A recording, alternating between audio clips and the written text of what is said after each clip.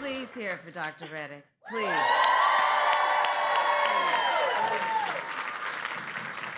Please have a seat, everyone. Please have a seat. It's so good to be back in Atlanta. Thank you all. Thank you. You know, I just want to say, thank you. I want to say about Dr. Reddick, you know, some of you may have seen, I did an event last night with Oprah Winfrey, and that it highlighted so many tragic stories, but it also highlighted so many important issues, which is why everyone has taken time out of your busy lives to be here this afternoon. And it highlighted the importance of a Dr. Reddick. Yes. Because the courage, Dr. Reddick, that you are showing in the face of these arcane and immoral laws to stand so publicly and talk about your commitment to your oath and to the health and well-being of people who need to be seen and treated with dignity is so extraordinary. And I do believe in moments of crisis, the world has a way of revealing the heroes among us. And I would say, Dr. Reddick, you are one of them. Thank you very much. Thank you. Thank you. Thank you. Thank you. And thank you to all of the elected and community leaders who have joined us today. Thank you, everybody who is here. So, Georgia, this election right here is a fight for the future. It is a fight for the future, and it is a fight for freedom, for freedom. And we know in America, freedom is not to be given. It is not to be bestowed. It is ours by right. It is ours by right. And that includes the fundamental freedom of a woman to be able to make decisions about her own body and not have her government telling her what to do. Yes, we must trust women. And we all know how we got here. When Donald Trump was president, he hand-selected 3 members of the United States Supreme Court, the Court of Thurgood and RBG, with the intention that they would overturn the protections of Roe v. Wade. And as he intended, they did. And now more than 20 states have Trump abortion bans. Extremists that have passed laws that criminalize healthcare providers, doctors, and nurses, and punish women. In 2 states of those states, they provide for prison for life.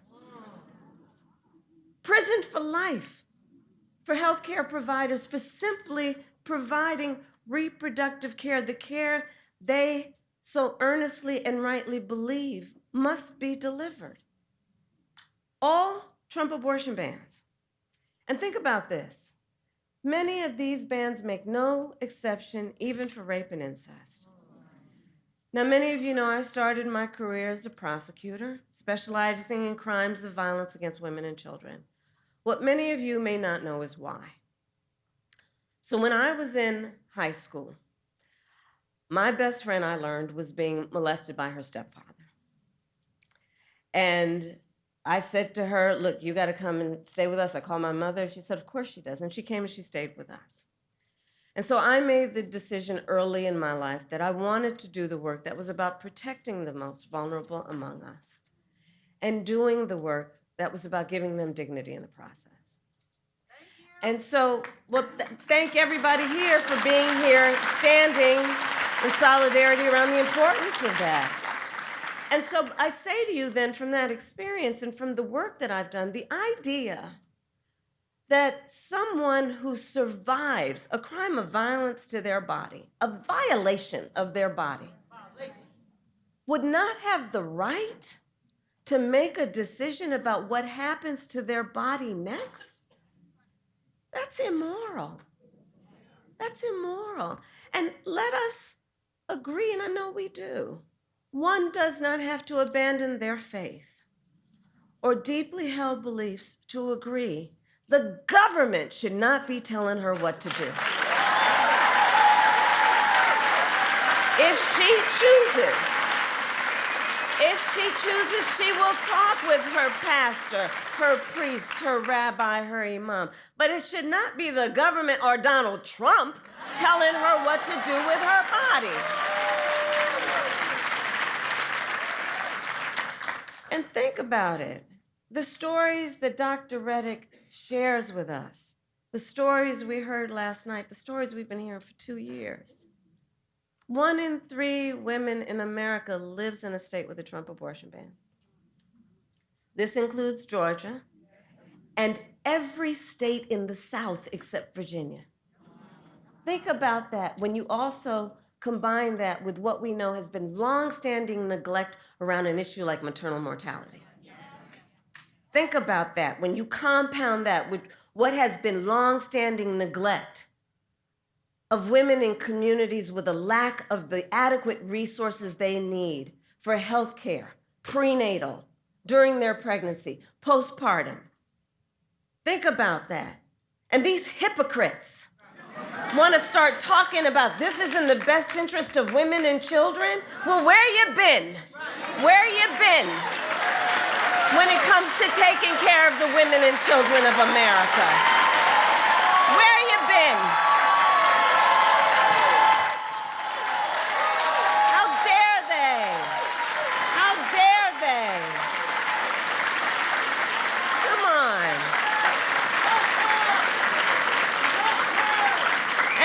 And we understand the impact of these bans and the horrific reality that women and families, their husbands, their partners, their parents, their children are facing as a consequence every single day. Since Roe was overturned, I have met women who were refused care during a miscarriage, wanted to have a child, suffering a miscarriage. I met a woman, I've actually met several, who were turned away from the emergency room.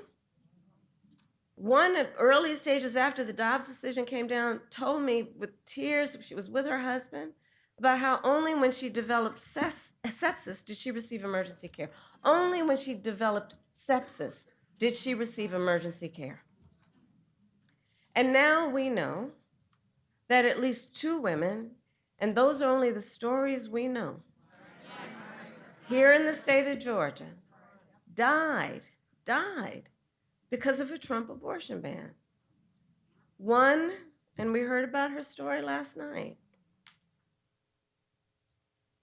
a vibrant 28-year-old young woman.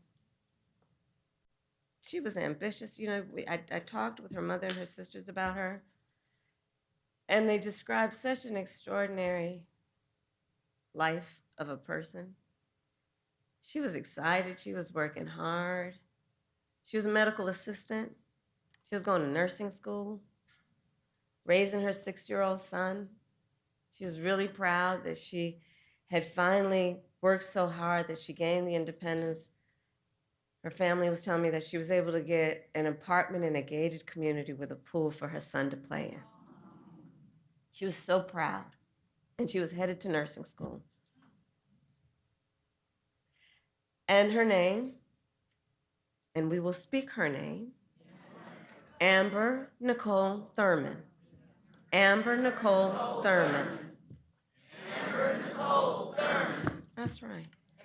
And she had her future all planned out. And it was her plan. You know, let's understand, just take pause on that for a moment. She had her plan, what she wanted to do for her son, for herself, for their future. And so when she discovered that she was pregnant, she decided she wanted to have an abortion. But because of the Trump abortion ban here in Georgia, she was forced to travel out of state to receive the health care that she needed. But when she returned to Georgia, she needed additional care.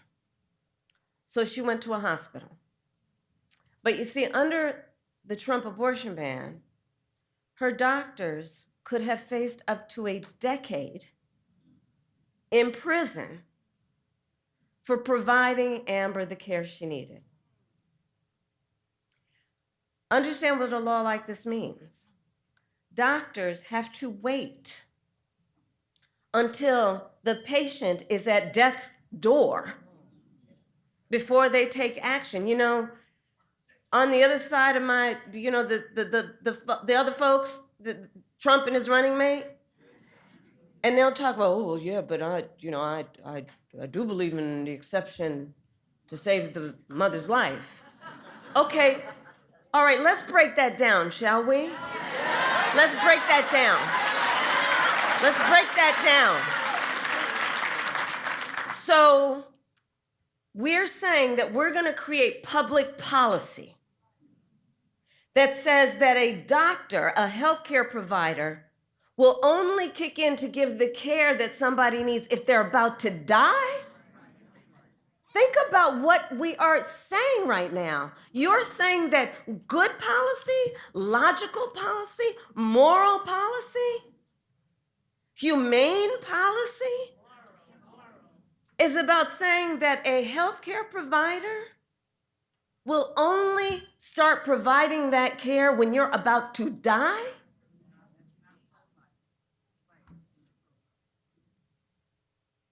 And so Amber waited 20 hours. 20 hours. Excruciating hours. Until finally she was in enough physical distress that her doctors thought they would be okay to treat her. But it was too late. She died of sepsis. And her last words to her mother, which her mother, as you know, tears up and cries every time she speaks it. Last words to her mother, promise me you'll take care of my son.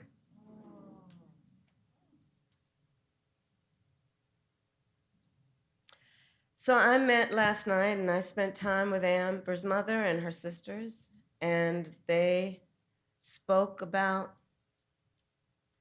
Amber, a daughter, a sister, a mother, with the deep love that you can imagine, and how terribly they miss her. And their pain is heartbreaking. It's heartbreaking. Amber's mother, Shanette, told me that the word preventable is over and over again in her head when she learned about how her child died. The word preventable. She can't stop thinking about the word that they spoke to her. It was preventable. Because you see, medical experts have now determined that Amber's death was preventable. And through the pain and the grief of her mother, who courageously told her story, I promised her, as she has asked, that we will make sure Amber is not just remembered as a statistic. That she will not just be remembered as a statistic. So that people will know she was a mother and a daughter and a sister, and that she was loved, and that she should be alive today. And that she should be alive today. And many of us remember, there's so many leaders here, from 2 years ago when the Dobbs decision came down. We knew this could happen. There is a word preventable, and there is another word, predictable.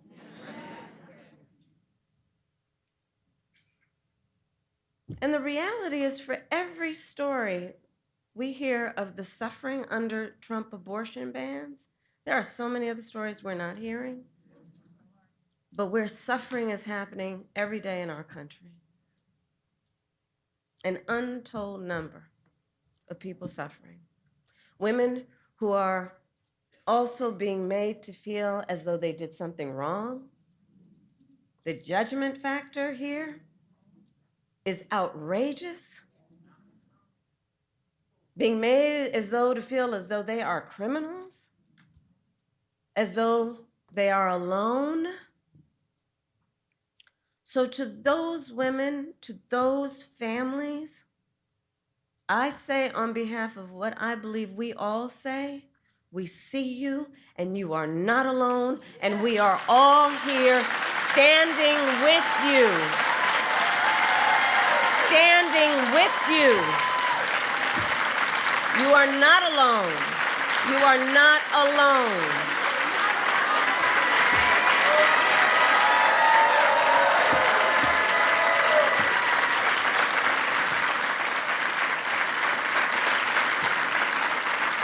So Georgia, we will not be silent. And we will not be silent.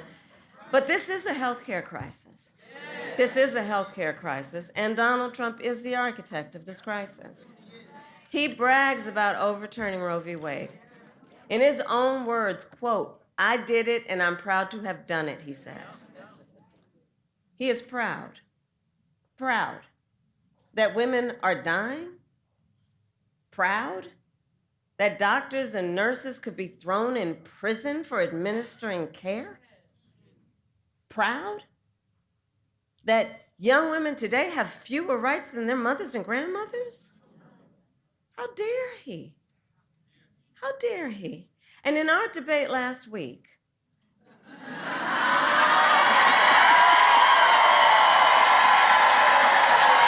that was fun.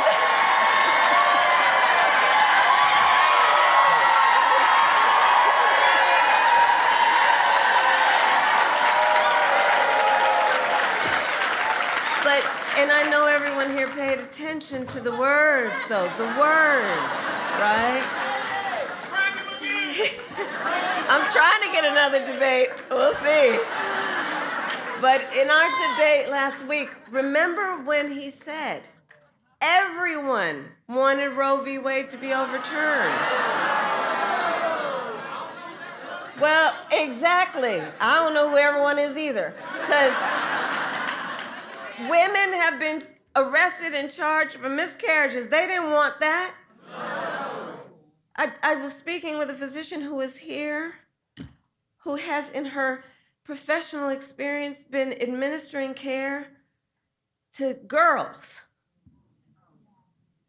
And what we know is that 12 and 13-year-old survivors of assault are being forced to carry a pregnancy to term. They didn't want this. No. And couples just trying to grow their family being cut off in the middle of IVF treatments, they didn't want this. No. And on that last point, you probably saw this week for the second time, Republicans in the United States Senate blocked a bill that would protect access to IVF treatment.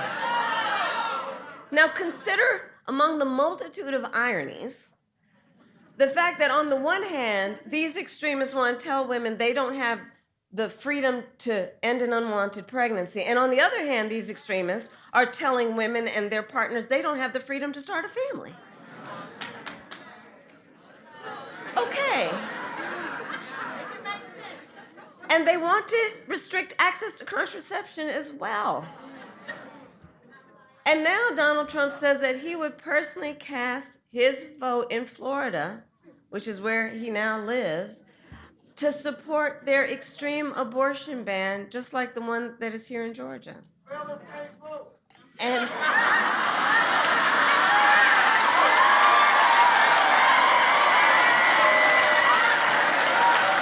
well, that's a whole different policy discussion that we'll have for another day.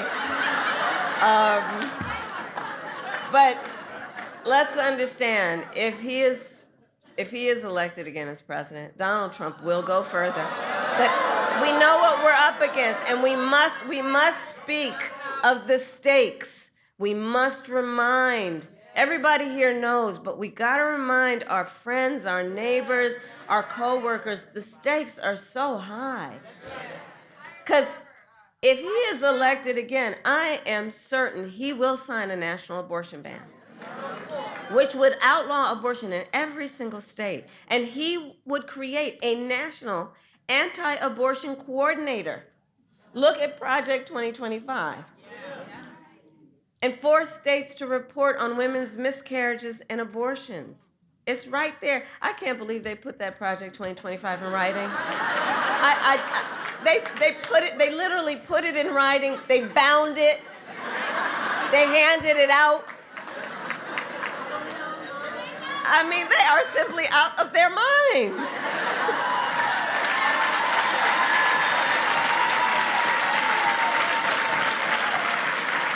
And it's clear that they just don't trust women. Well, we trust women. We trust women.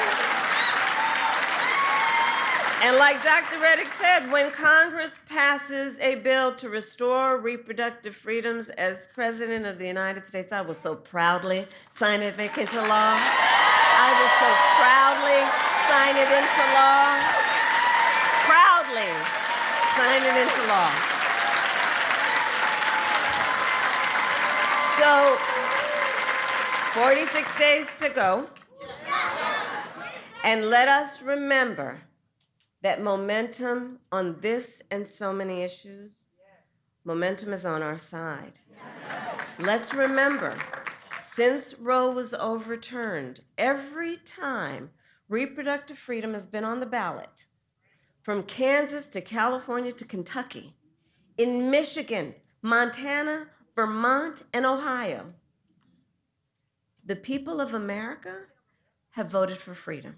The people of America have voted for freedom. And not just by a little, but by overwhelming margins, from so-called red states to so-called blue states, providing and making clear also, this is not a partisan issue. This is not a partisan issue. And it is proving that the voice of the people has been heard and will be heard again. And will be heard again. So, 46 days to go in probably the most consequential election of our lifetimes. And with that, then, today I ask Georgia, are you ready to make your voices heard? Do we trust women? Do we believe in reproductive freedom? Do we believe in the promise of America? And are we ready to fight for it?